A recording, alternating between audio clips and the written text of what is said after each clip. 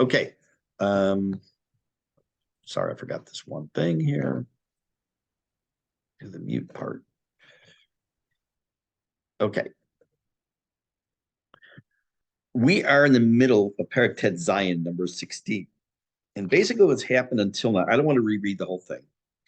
Just kind of give you the Reader's Digest version, Lahavdil, of what happened in the first part of this chapter. Was the idea of when a person knows what they're supposed to do. The person knows they're supposed to get their heart and their mind into a mitzvah. And he discusses in the first part of the chapter, how is that done? How do you engage your heart into the process? And we talked about hitbonenut and hitbodedut, the idea of spending time focusing and thinking and concentrating to engage your mind and your heart in order to serve Hashem, to do the mitzvot, etc. And then we came to the conclusion that even if you can't awaken this love, what's called kerishpe esh, like this burning desire for God, at least we can fall back on ahava mesuteret, or this latent love, this hidden love that every Jew has.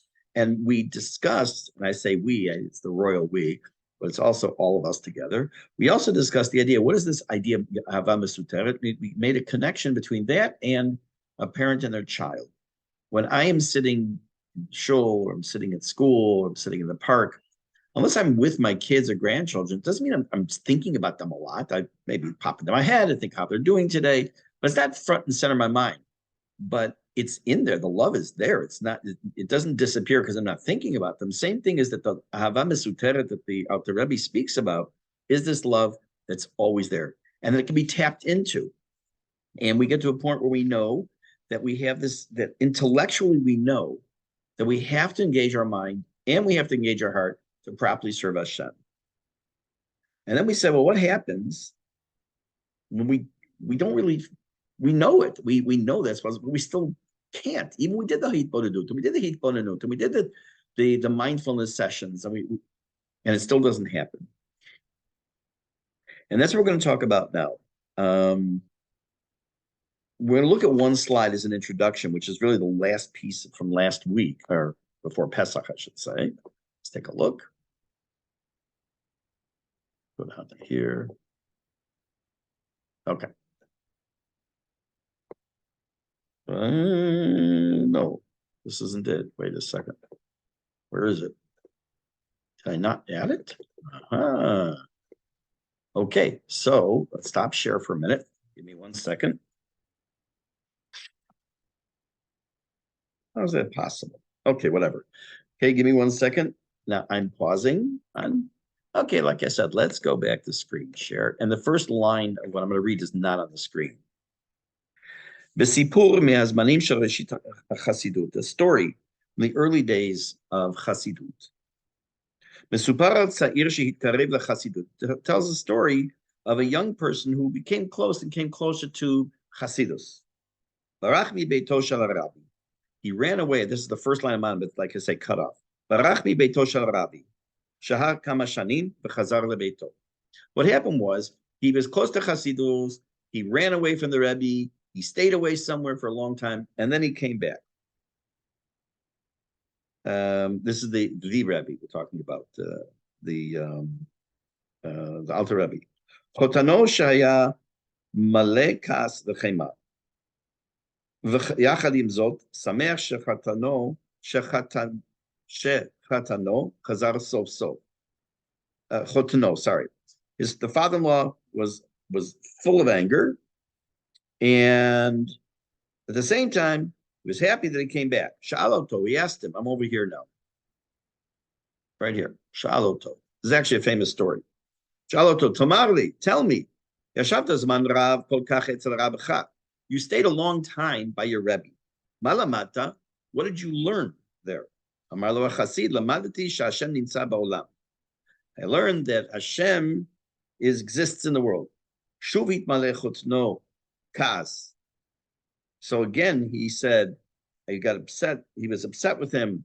He said to him, "Tzchokas ata oseli, you're making fun of me. Kram lemisharetet. V'sha'alota. Call the lady, the cleaning lady, and ask her, Efo Hashem nimtza? Where is Hashem found? Amar misharetet, Hashem nimtza b'chol makom. He said that she said Hashem is found everywhere. As panalachot nova mais turned to his son-in-law and said, "No, that's what you went away for all this time to say, to because of Hashem, to just come back and tell me, I know that Hashem is here, is everywhere." Amar lo haChasid, so the Chassid responded, "I have del benenu. What's the difference between us? Shehi omeret, she says it, v'ani yodea, but I know it. I know it. I feel it in my kishkas. He didn't go away to an ashram. He didn't go away to find himself. He went away to some form of hitbodedut, and to really contemplate what his Rav was teaching him. And during that time, he not only understood, believed, but he also internalized this whole message. He knows Hashem is everywhere. For this difference between I know, I lost the place here, between to say something and to know something, you need many years. And sometimes even 70 years isn't enough. What is he talking about? Before we continue, we'll give a better example or more information. Ask the average Jew, religious, Orthodox Jew, do you truly believe Mashiach is going to come? Do you really believe that? We say, oh, Mashiach has to come already, it's terrible and things are going. Do you really believe that there's going to be a Mashiach and they're really going to be Tchiat HaMeitim? And if they're being honest with you, a lot, I would venture to guess a good percentage to say, I honestly don't think it's ever going to happen. We talk about it, we think about it, it's in our ideology, and it's our part of the Gimel Ikarim of the Rambam, but I don't really believe it. And by the way, I know this for a fact because I've asked people, and many people say, it's nice, I hope it's true, they'll say, but I don't really believe it. Versus the person who says, what kind of question is that? Of course, Mashiach is coming. What's the safek? What's the doubt? The difference between knowing Hashem and saying Hashem is everywhere and knowing Hashem is everywhere is also monumental difference. What's the difference? I can say Hashem is here. I'm not going to sing the song. Hashem is here. Hashem is there. Hashem is truly everywhere. Right? Up, up, down, down, all around. But if I know it, what's the difference? It means I feel it.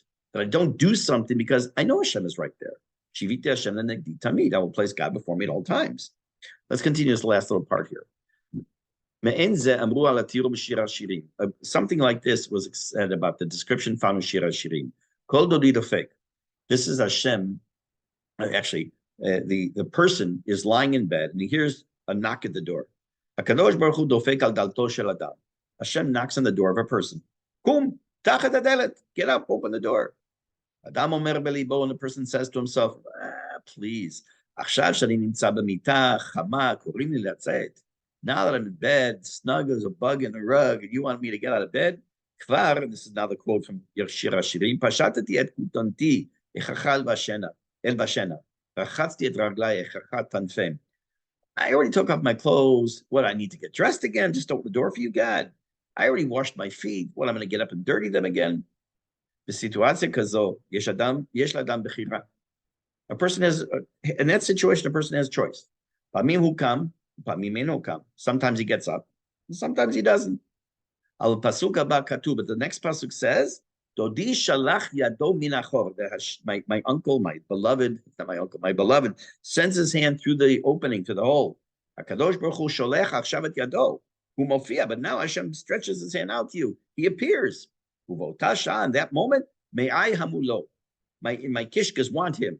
Umiyad kamti ani, immediately I get up. Adam kvar kam yatzmo. Now, because Hashem, he feels Hashem's presence, he gets up. Ukofetz me'amita. Jumps out of bed. Okay, I could cut this off here.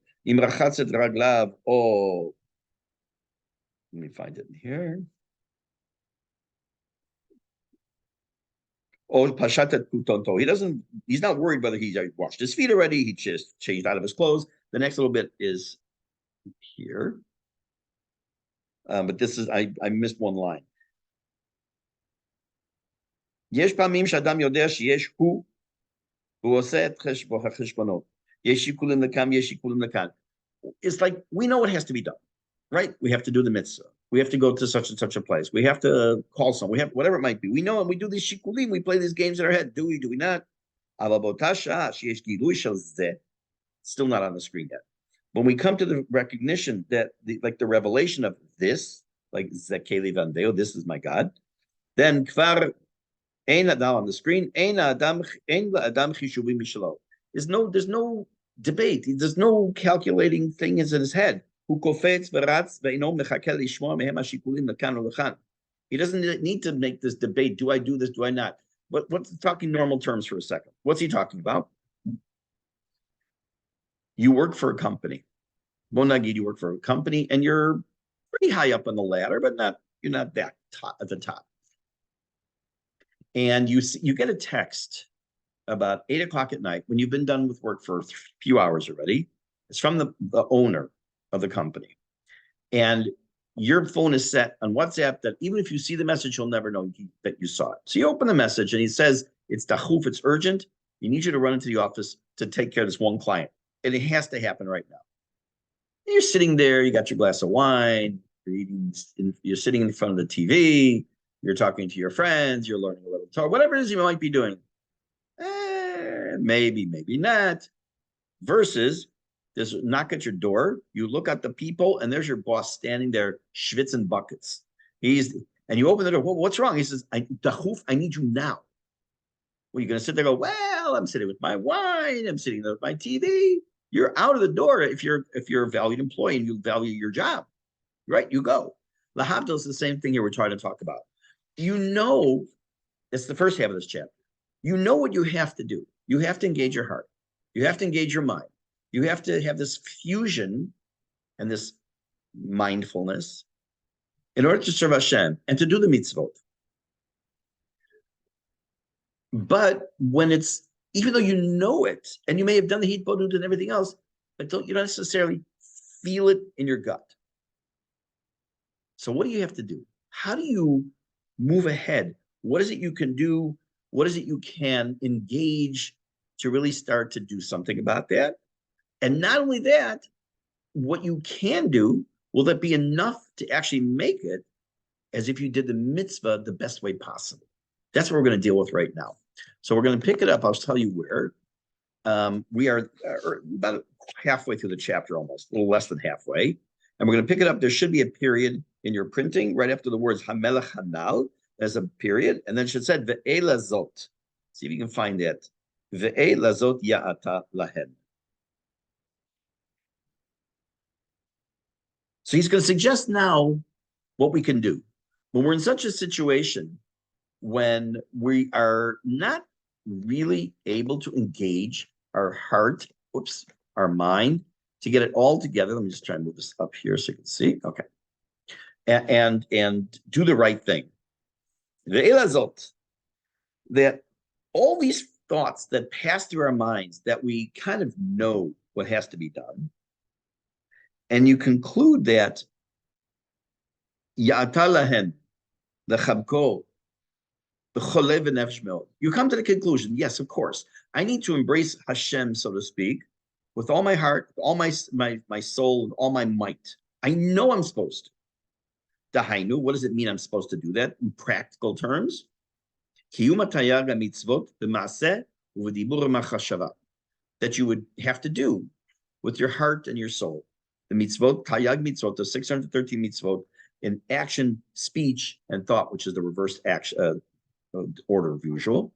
What does that mean? That means it's the idea of acquiring the knowledge of Torah, as we mentioned before, which is this concept of using the meditation about the greatness of Hashem to motivate us. I know I have to do this. I know I'm supposed to do this. When you look into this matter, I'm going to read a bunch of lines and partially translate them. I'm going to go back and explain. When you look into the recesses of your mind and to the deep, think about it deeply, and you consider deeply both your heart and your mind, and your mouth and your heart are the same. You're walking the walk and talking the talk. Shema kaim ken befiv kfi asher nigmar betunat libo umocho. He's keeping the mitzvot as he has concluded have to be done through his insight, through his mind and his heart. Dahainu, which means liot betorat Hashem chetzo, yegeh bayom balayla befiv, that day and night he has to be always, the Torah has to be on his mind. He has to be speaking in Torah all the time, day and night. So to the hands, and the other limbs of the body, as he already has come to the conclusion that he knows he needs to do this. This insight, this intellectual exercise, what happens with this? I'm going to read it, and then I've come back after I translate. Mitlabeshet, this influences his heart, his mind, his speech, his thought, his action. Mitlabeshet b'ma'aseh dibur machashava, machshavet haTorah, mitzvoteh liot lehem, bechinat mochin v'chiyut. This idea where he acts as if, we ended up last class talking about, where you kind of go through the motions. You say, I'm doing this. I want my heart to be in this. I want my mind to be this. I want my everything to be in it. It's not, but I want it to be there. What do you do with that? That provides the mitzvah with the intellectual power, the gadfin, and wings. I'm going to explain this obviously. And wings, the parcha le'ela, to fly up. I'm sorry, I have to move this down. I'm over here right now. Parcha le'ela, to fly up to the heavens, ki'ilu asak bahem, as if he had actually done the mitzvah, v'dechilu urechimu mamash asher galut libo, as if he did the actual mitzvah really with ahava and yirah. Okay, what's going on? Lots of words, fancy words. What's happened? And what's this last thing then? This wings.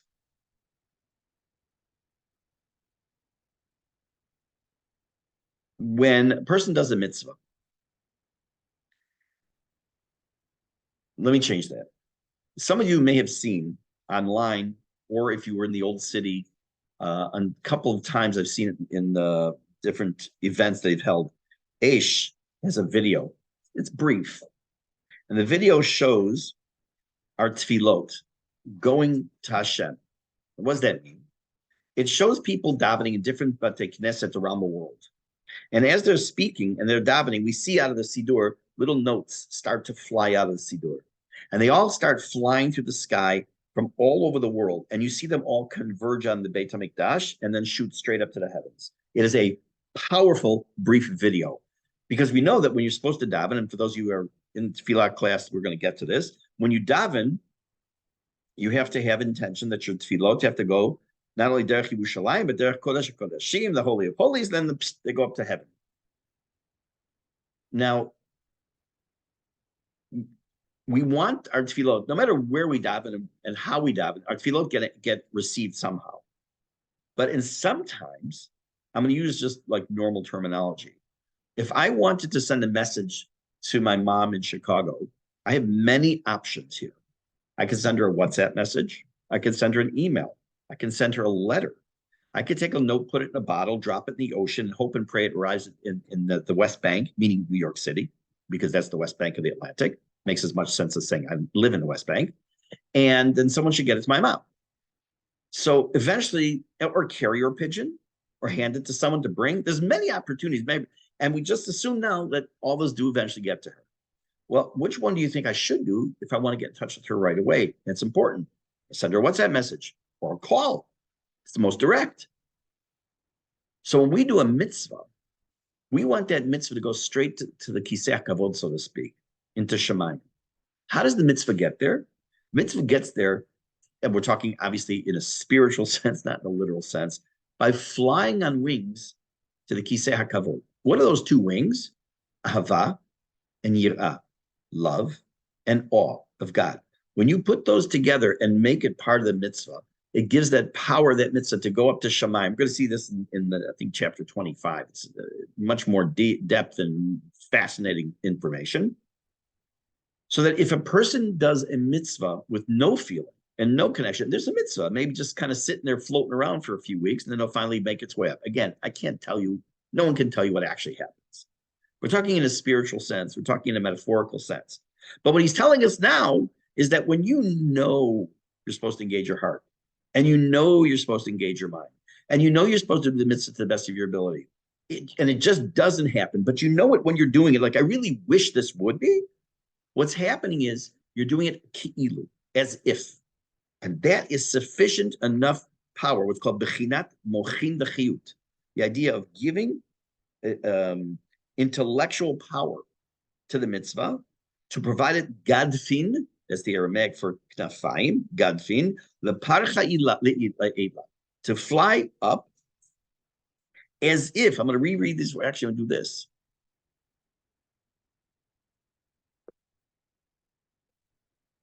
Ki'ilu asak bahem bedechilu urechimu mamash, as if he actually truly did the mitzvah with this passion, with this fear, with this awe, behitgalut libo, with his heart being revealed, meaning that his heart was in it, even though it may not have been completely. Now, you may say to yourself, but I got to think about this every time I do something. Many of you are aware that in your Siddur, that before certain mitzvot, you will find a little statement. Hineni muchanim, for example, Sfirat HaOmer. Hineni muchanim zuman lekayim mitzvat aseh shel. Behold, I am ready to do the certain mitzvah of whatever it might be. So what you're doing when you say that is you are focusing now on that mitzvah, saying, I want to do it to the best of my ability. But let me read it to you how it appears before every davening, before almost every mitzvah in Adot Mizrach. Okay, what do we say? I want you to hear this. I might as well, let me put this on the screen. Give me 1 second.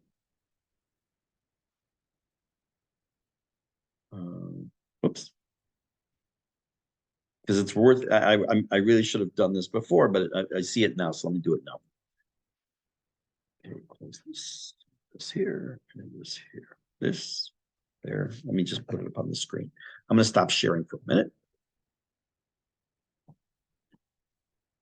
So here, and Zoom, screen share. Okay, I will explain the words. Some of it's in Aramaic. Before davening, I try, and before certain mitzvot, it's in many places in the Siddur. I would say the following: L'shem yichud kucha brichu shchinte.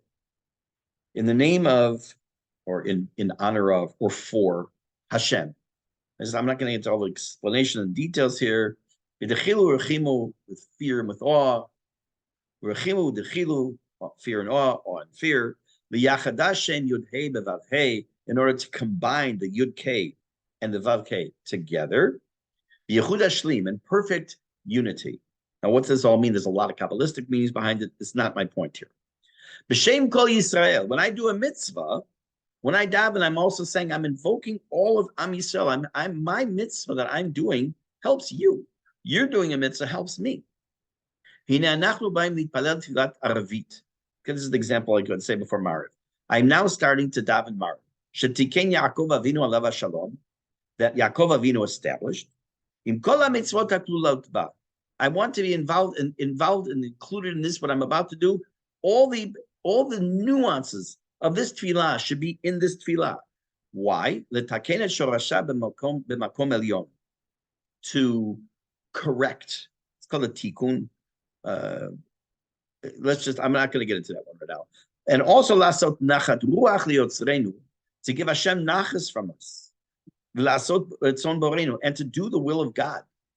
What is it we're saying when we say this? Which is similar to the hineni muchanum zuman. It's just definitely a different approach, but it's saying, I am here, God.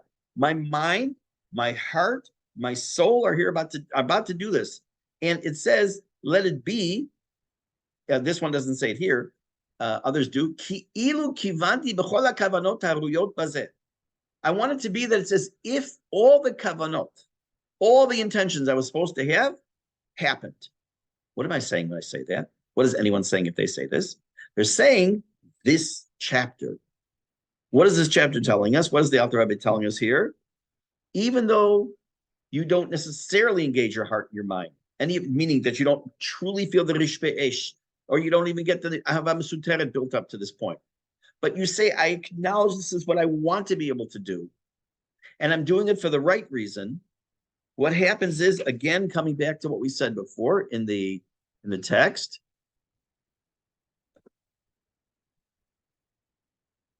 it's ki'ilu asak b'medechilu urchimu mamash asher b'itgadlut libo. It's as if we did it the best way possible. So here's how I want to give you a mashal that kind of popped into my head. Husband goes to the store to buy his wife a birthday gift. And we've used this mashal before, but in a different, I want to use it differently. And he goes to he knows his wife loves books. So he goes to Steinmetzky and he buys a book that she would like. And he puts it in the Steinmetzky green bag and includes a little receipt for returning it if she wants to return it, and takes a little twisty tie and twists the bag closed. And he writes her name on the bag. Happy birthday, dear.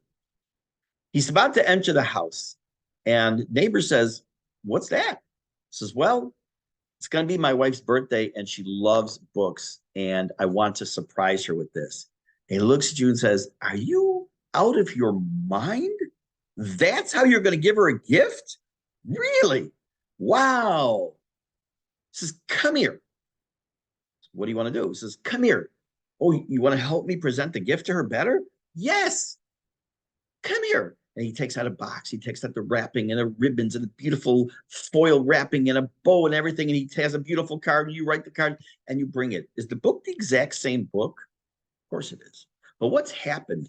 You really you just didn't know any better. You know you're supposed to give it a little fancier, a little nicer, but you didn't. So what do? Someone steps in and you say, "Okay, I can use your help. Please help me."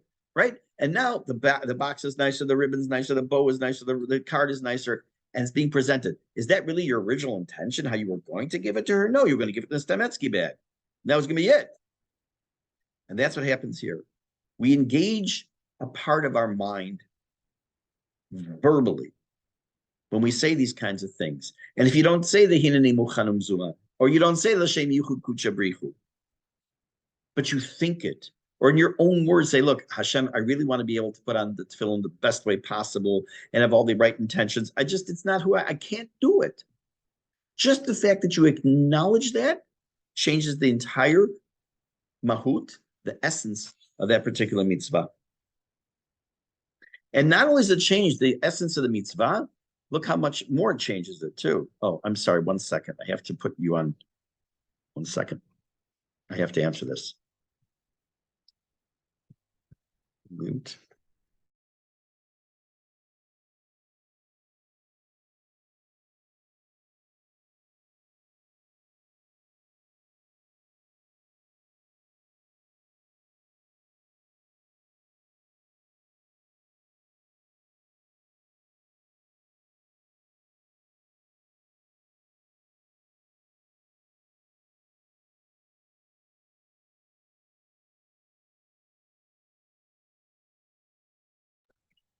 I'm really sorry about that. That was real professional. And I'm also going to step away from the computer for just a minute. I have to just get something from somebody that is kind of urgent, and then I'll be right back. I'm putting on mute, on pause. Remind me to put it back on. Sorry about that. It's back on recording. Whew. Okay. So I was saying, not only does it change the mahut of the mitzvah, but let's take a look again. Let's take a look at the next couple lines in the bracket. It changes it to be not only that you did it with your heart, but to such an extent that is considered as if b'chafetza v'chashika utshuka burgeshet b'libo v'nafsho, to this desire, this need, this wanting to be closer to Hashem, as if it was felt in the heart and in the soul, hatzmei al Hashem, that is thirsting for God, that it gets to the point of this rishpei esh, this burning desire for God. It's just the fact that you know that you're supposed to do the right thing.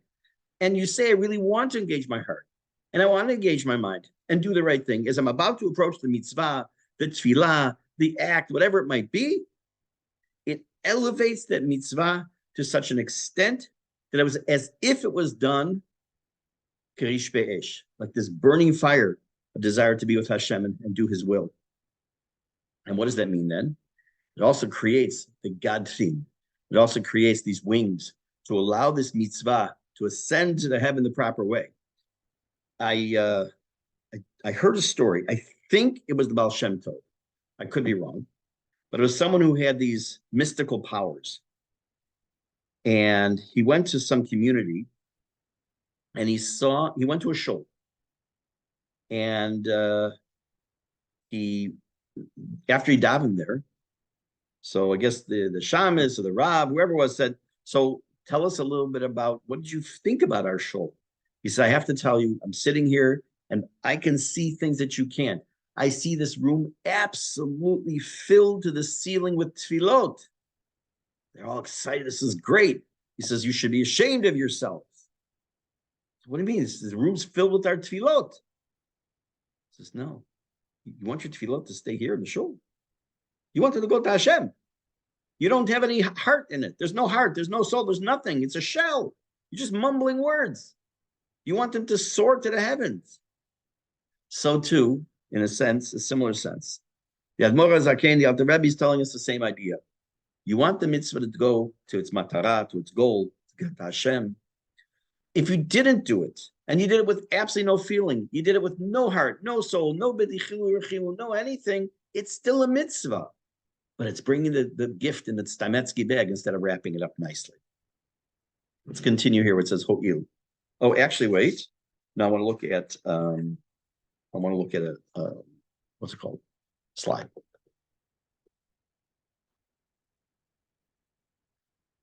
We're going to go back to where we started before. And I'm going to read now some of what Rev Steinsaltz says about what we said. Even though it looks like we did a real lot, we only did a few. Technically, we only did a few lines, but I want to get into it a little bit more deeply.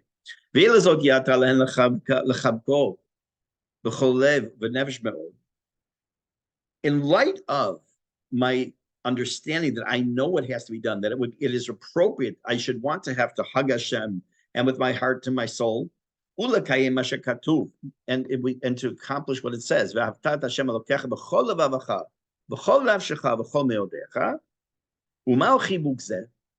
What is this hug? A human can hug God. How do we hug God, that we can unite with God to such an extent that we're with Him in every end, every corner? Of course. That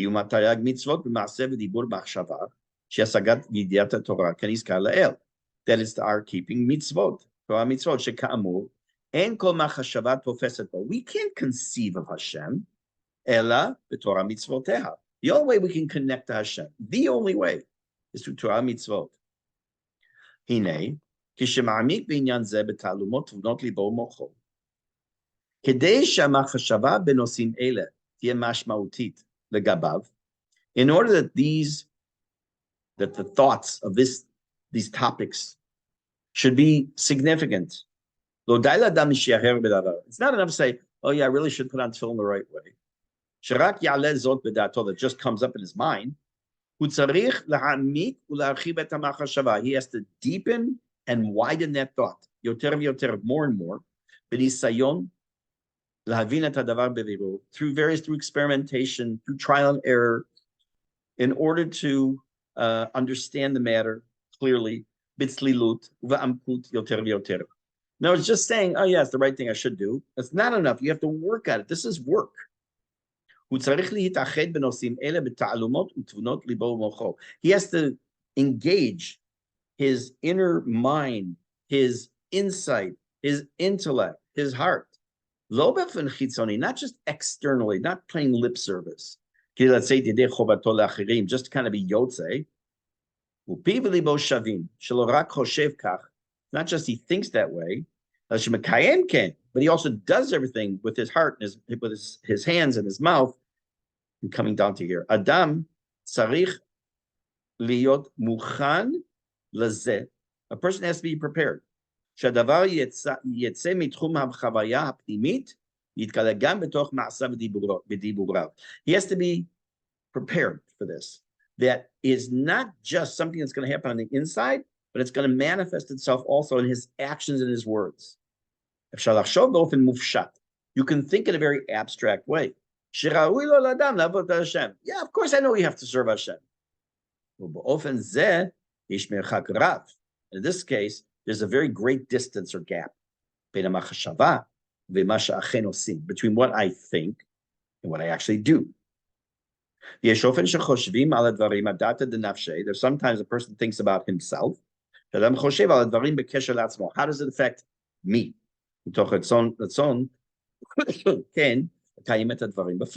Like, how does it affect me? That might be a motivator. We just read that.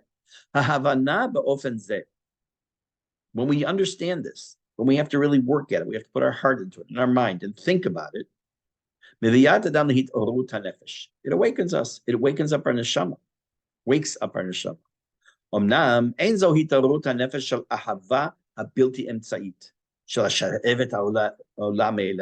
not awakening this fire that's just automatically igniting and going up to Hashem. What is he doing with this kind of thought?